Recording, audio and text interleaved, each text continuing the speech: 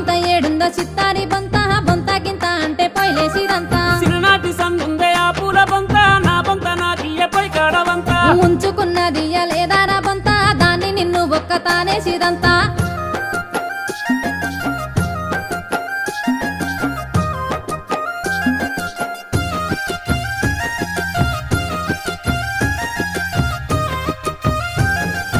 గిన్నెల నా గిన్నె ఆ కట్ల గిన్నె నా గిన్నె నాకియ్య బుక్కెడు తింటా నీ గిన్నె ఏడుందో ఆ కట్ల గిన్నె గిన్నె బొన్నె అంటే కట్టిరుగదంతా మా నాయనమ్మ సందుందే ఆ కట్ల గిన్నె మురుసుకుంటా నాకిచ్చే ఆ గిన్నె దానెనక కుక్కోలే ఉరికినావు కదరా కక్కది నీ వచ్చి కథలు పడతావా